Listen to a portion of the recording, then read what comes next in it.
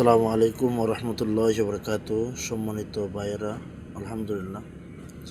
দেখেন, আসলেও এই মুতাব্বিরি লাইনটা এত সহজ না ভাই, অনেক কষ্ট। দেখেন, আতসী নকশা জাগ্রত করার নিয়ম আমি বলে দিতেছি, যদি পারেন আপনারা করে নিন।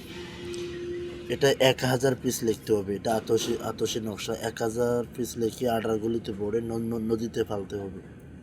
আপনি একদিনে ফেললে একদিনেই, অথবা 40 দিনে ফেললে 40 দিনেই। আলহামদুলিল্লাহ, এটা আতসী নকশার জাগ্রত করার নিয়মটা বলে দিলাম। খুব কষ্ট ভাই, খুব কষ্ট। মুতাব্বিরি করাটা অনেকটা কষ্ট।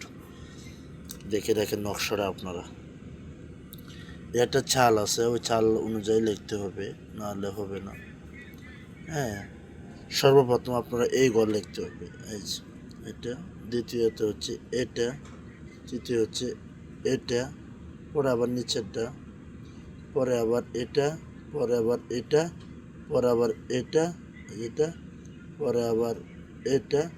পরে আবার এটা দেখতে হবে। সবাই ভালো থাকেন। আসসালামু আলাইকুম।